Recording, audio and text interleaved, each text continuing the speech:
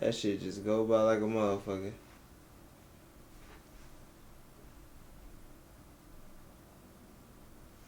But yeah, chat, let's go ahead and get it. First reaction video, Snow White is Disney's worst nightmare. Let's lock in, man. Last year, I've been keeping up with the news regarding the latest live-action Disney film, Snow White. And from the start, it really did seem like this movie was destined to be a commercial failure, as they tried to replace the dwarfs with the Justice Squad of Diversity. Photos just came out showing that the Snow White movie replaced the 7 dwarves with 7 average people instead. Do you think Disney made the right choice doing this? It's a bad thing. I'm not agreeing with it. You're replacing... That shit wild. I think that's the thing that went viral that I'm talking about. They replaced the doors with 7 regular people. And that just fucks up the whole Snow White thing. Jobs that people could have as little people. Okay. Snow White and the 7 dwarfs, it's 4 dwarfs. Now obviously people absolutely hated that idea. They got a point. Snow White and 7 dwarfs, it ain't Snow White and 7 people. Nigga do got a point. It's literally how I feel like, bro, it's many different sizes and shapes and forms. There's actors, rappers, tappers, clappers, snappers.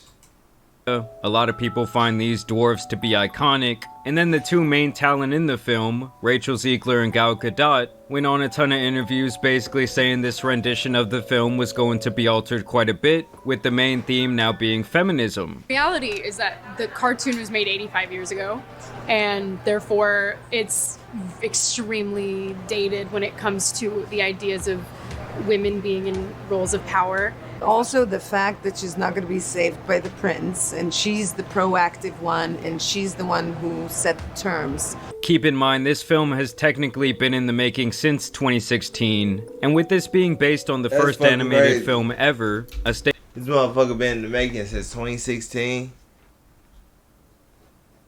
Staple in the Disney IP, fans had very high expectations. Now by 2021, it began to really materialize. The film had now been casted, written, and they knew who the director would be. And then obviously it ran into these problems with public perception by the time the trailer would actually come out. Yeah. Weird. So Disney had to go back to the drawing board, which delayed the release of this film by an entire year. And in the end, the total budget for this movie was $209 million. And strangely enough, now that this thing is finally going to see the light of day, it seems like Disney is doing everything in their power to just get it over with. In fact, I would say they're downright sick of the headache this movie has become. And today we're going to talk about why Disney is basically saying, here, damn, with the release of this film. You've been having a lot of articles like this come out. Disney scales back Snow White Hollywood premiere amid Rachel Zegler and Gal Gadot controversies. And when they say scaling back, this is what they mean. Disney is hosting a Hollywood premiere of Snow White on March 15th, which is in 2 days, but the studio won't be rolling out a robust red carpet like it usually does.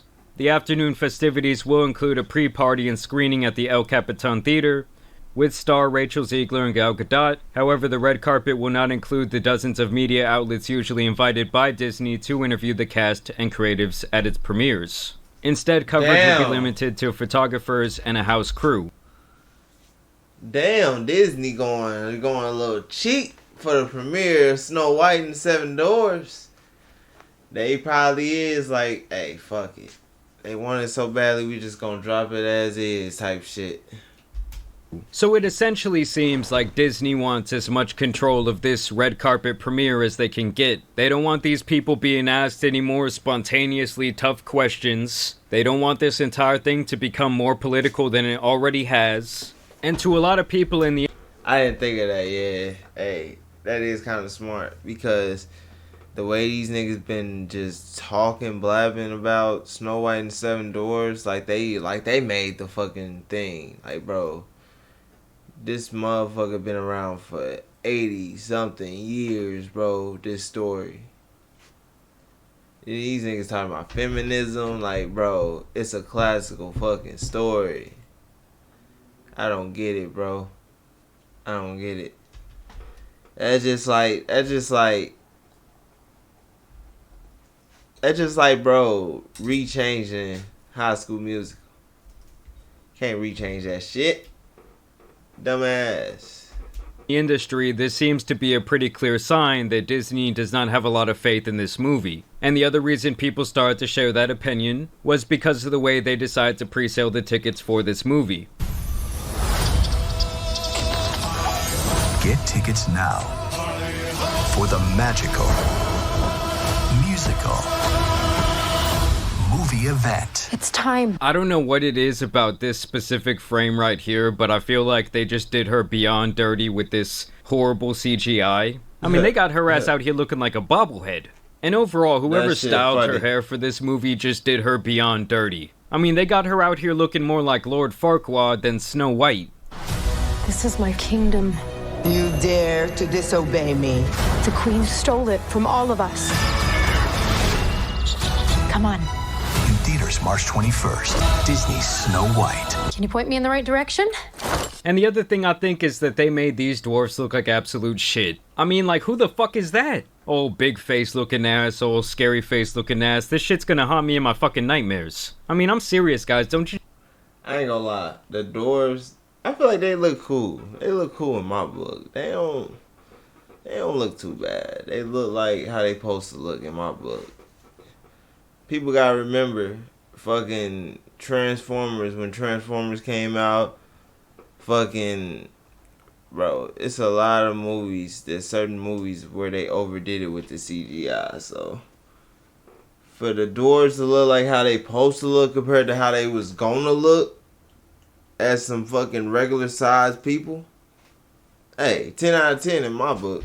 You just want to smack him in his big old water head. The other funny thing is that you just had Disney hiding hundreds upon hundreds upon hundreds of replies to this, where people, you know, obviously had negative feelings about this trailer. But yeah, back to the ticket release. They would announce these back on March 10th, which is only 11 days before the actual premiere of this movie, like the public premiere. And that is very abnormal for a movie of this caliber that Disney spent so much money on. When you compare this release to something like The Little Mermaid, which was one of the last live-action movies that Disney did, you can see the big difference is that they released these pre-sale tickets about 1 month before the release date, which has now been like the current standard for Disney's bigger films. In fact, the last time a studio would roll something out in a similar fashion was actually when Universal came out with The Flash. And obviously they ended up having this absolute creep cast as the main character. And I mean, look at the things this guy was doing, okay? He was accused of committing assault, burglary, disorderly conduct,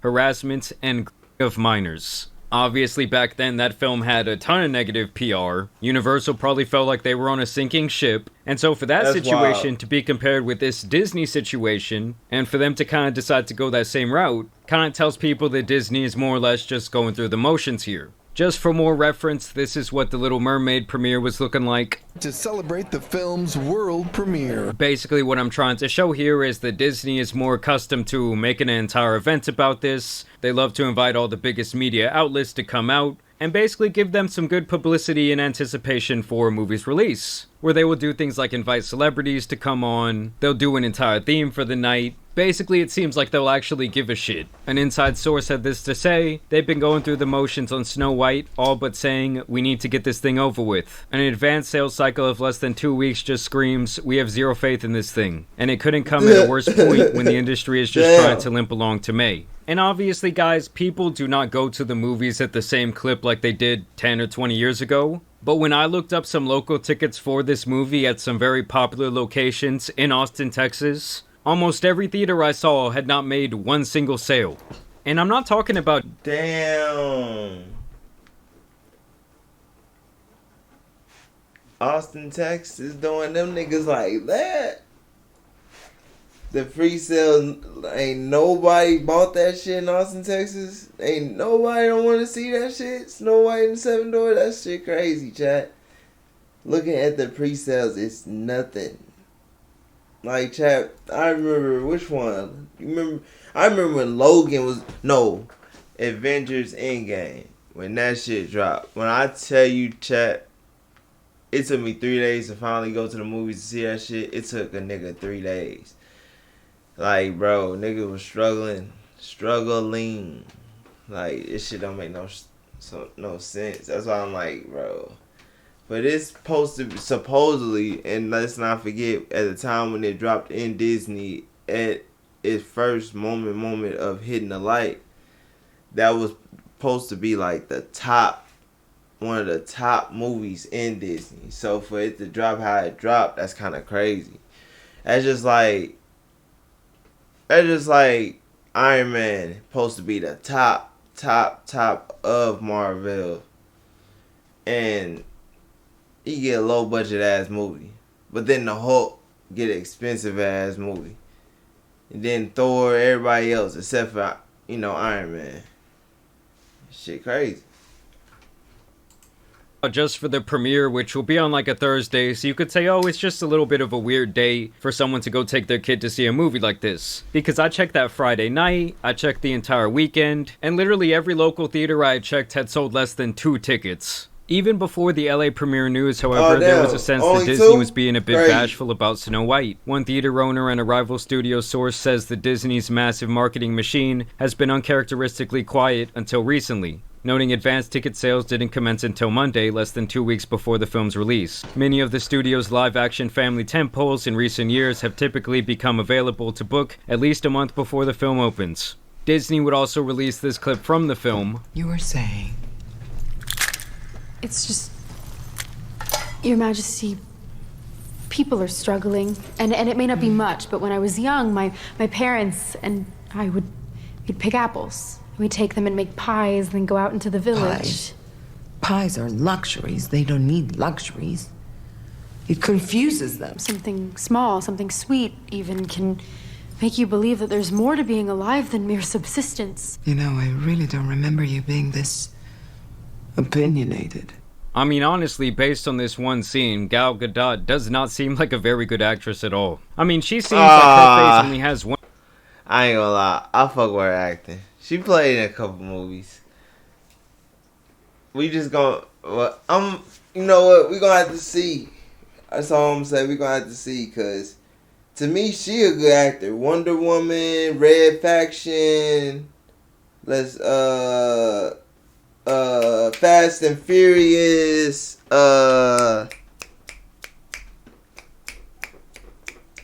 She's playing some other shit. I just can't remember. But she played in a lot of movies, Chad. She proven herself in my book. I don't know about anybody else. Like, I felt like with Wonder Woman, some people said that she's trash because of her voice, but I feel like personally, using her original voice, given the simple fact of where Wonder Woman came from, that's kind of dope. And Red Faction, that was actually hard. Like, I don't know, Chad. For him to say that she's a horrible actor, I don't know. I think people is misguided by her acting because of her voice. They take her voice as like, you know, you don't have enough energy. You don't have enough for this certain type of film or whatever type of scene. No, certain type of scene because, you know, of her voice, and it's probably because, like, you know, from where she come from, the way she sound, they probably thinking like, yeah, she mean business. But other countries, shoot, I feel like it's a country barrier for what he's saying. That's it. Because it's nothing wrong. She ain't one actor. One expression, like that boy Plank from Ed, Edd and Eddy. It's just the same thing over and over again. That's why that shit don't move. Fearless, fair, brave, true. How quaint. People were also noting that they changed the fundamental reason why she's called Snow White. Disney's Snow White says she got her name because she survived a bitter snowstorm. My father told me long ago I braved a bitter storm of snow. And as much as I don't really like accounts like this, I find them to be a little bit politically divisive. And I feel like they just post rage bait that makes grown men like this mad. This isn't Snow White. Fuck Disney. Like, if this type of topic makes you feel that passionate as a grown man, I don't really know what to tell you. But I say all that to say that account did make a good point, because In the original Brothers Grimm fairy tale, Snow White was named Snow White because her mother wished for a daughter with skin as white as snow, lips as red as blood, and hair as black as ebony. And it's one of those things to me where you're changing like the core fundamentals of a classic film, and it's all in an effort to be like overtly PC. Like yes, there's some things about old media and cartoons that would definitely require like a bit of a political correction for modern times, like sometimes you'll see those disclaimers. But this is one of those things where it's like there's nothing really wrong with someone having some white ass skin, and that being the reason that their name is Snow White. But because of that, I don't want to hear shit when I get cast as Peter Pan. When they cast me as Li Shang, I don't want people saying I'm not Asian enough. As a matter of fact, I want to be casted as this white boy. Just a little side note, this has to be one of the most underrated Disney movies of all time. Facts. In all seriousness though, one of the reasons this film has become such a PR nightmare for Disney is the fact that the two leading actresses have some really serious beef. Here they were presenting an award at the Oscars. Visual effects push the boundaries of what we see on screen. Their work makes the impossible seem possible. Here are the nominees for Best Visual Effects. And the thing is, these two women went from being like, yeah, feminism, we're both strong women, to now it's like that clip of Michael Jordan and Larry Bird. And it really all stems from the fact that she is pro-Palestine, and this woman is Jewish, so obviously she's pro-Israel, and they have both been quite public about their opinions. I am proud to be an Israeli, and I am proud to be Jewish. But this is a time when many of us in the Jewish community have had to find our voice and confront the hatred against us, even if it's extremely uncomfortable. And so basically they're covering all of these political bases, and I think it's just become a massive headache for Disney. I mean, you got tweets like this getting hundreds of thousands of likes. Your reminder to boycott Snow White. And obviously with the actresses being on either side of the spectrum when it comes to this issue, you end up getting hate from all these different directions. It's like you're pissing absolutely everybody off. Here Rachel Zegler shares a pro-Palestine message. Someone says thank you for speaking, better late than never. And she says I have been public with pro-Palestine stance since 2021. Have a nice day. And when Trump was elected back in November, Rachel would take to Instagram to share her feelings. Basically saying she was shocked, that she was heartbroken, that this country had apparently become a safe haven for hatred, and I guess this was the part that really made headlines. Made Trump supporters and Trump voters and Trump himself never know peace. I mean, for people who really let politics run their life, when their candidate loses, you know, for me I guess it would be like my team losing the Super Bowl, losing the World Series. Now, eventually, she would actually apologize for this. I'm guessing that Disney made a call, maybe some black SUVs showed up at her crib. And so here she says, "Hi everyone, I would like to sincerely apologize for the election post I shared on my Instagram last week. I let my emotions get the best of me. Hatred and anger have caused us to move further and further away from peace and understanding, and I'm sorry I contributed to the negative discourse." And like I said, I really do think that Disney kind of made the call here, because how often do you really see someone who's passionate about politics like go back on their beliefs? Almost never. And despite all of this, Rachel must be one of the most media trained people on earth, because she claims that the reason for the backlash to the film is due to passion for the original film. I interpret people's sentiments towards this film as passion. What an honor to be part of something that people feel so passionately about. We're not always going to agree with everyone who surrounds us, and all we can do is our best. And despite all of this being an absolute PR nightmare for Disney, the film is actually still projected to do pretty well. They're thinking it's going to gross around $53 million in the opening weekend. And I guess you never really know what's going to happen. I mean, you have some YouTube channels saying that this is going to destroy Disney altogether, which is just a beyond stupid stance to have. I mean, have y'all ever been to Disney World? There's people leaking out that motherfucker. I don't feel like Disney won't get destroyed that easily by two actors. Spending all types of money on their little ears and the shitty food. Yeah, guys, I don't know what it is about this specific frame, but it just makes me feel some horrible thoughts. And I think they did her even dirtier, literally, with those teeth. I mean, they got her out here looking like Lord Farquaad mixed with George Washington. In all reality here, though, I do think that Disney kind of fell for the sunk cost fallacy. I think it was one of those things where it was like, they're damned if they do, and they're damned if they don't. And like I said, this thing just became such a big headache for them that they're just like, here, damn, take the motherfucker. We got Lilo and Stitch on the way now, and people are actually liking the way, you know, that one's looking early on. But I want to know what you guys think about this topic down below. For those of you that do have kids, do you plan to take them to see this? For those of you that are older but are just Disney fans, are you hyped up for this? Either way, I do want to thank you guys for watching today's video, dropping a like and subscribing. But as you guys know, it's been your boy the Tan Superman, and some other botched movie releases out here need to be covered, so I'm out. This nigga funny. Peace! Alright, chat.